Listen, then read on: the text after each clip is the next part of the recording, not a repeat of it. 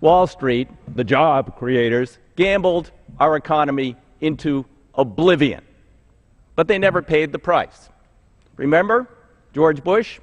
Hank Paulson, Secretary of the Treasury, well, kind of a stand-in because actually he was former chairman of Goldman Sachs pretending to be Secretary of the Treasury. He took care of his buddies on Wall Street, but he was aided and abetted by none other than Tim Geithner, chairman of the New York Fed. And in fact, in one of the most outrageous moments of this whole scenario, Tim Geithner, now Secretary of the Treasury, although he wasn't chairman of Goldman Sachs, but it's probably in his future, he decided to pay off the gamblers 100 cents on the dollar when the government had to do the biggest bailout in history of AIG. Now, that was incredible, 100 cents on the dollar. Now, at the time, I proposed that, in fact, Wall Street should pay for its own bailout. That is, a tax on speculators, reinstituting a tax we had from 1916 to 1966, while we built the greatest industrial nation on earth. Didn't hurt investment and capitalism then, wouldn't hurt it now. In fact, if we reined in some of the speculators, our real economy would be better off for it. But, you know, now there's sort of been this amazing, political and jujitsu where somehow the Republicans, aided by the Koch brothers, who've also subsidized the Tea Party, have changed the narrative. It was the government. It was overregulation. Overregulation? Oh, come on, guys. There were no rules.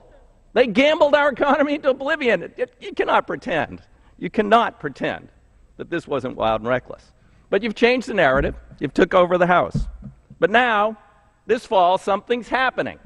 Something in this land is happening. I call it the American awakening, the occupation of Wall Street, which is now spreading to other cities across this country.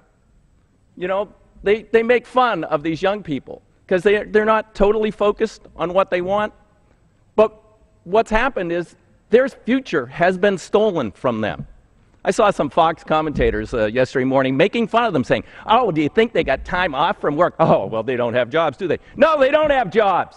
What are we doing to create jobs and give these kids a future in this country and rein in the gamblers on Wall Street and restore the real economy, the productive economy of this country? Nothing. In fact, you want to go back to 2008. That was your dream. It is time to begin to deal meaningfully with these problems in this country. And that we have the greatest disparity of wealth in our history. Corporate profits are up, jobs are down. CEO pay up, jobs are down.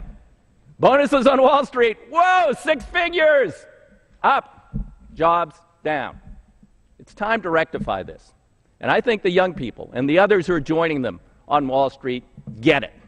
They may not be totally focused, but they know that this isn't a country that gives them a fair shot at the American dream anymore. It's a stacked deck. And it's time for a new deck and a new order.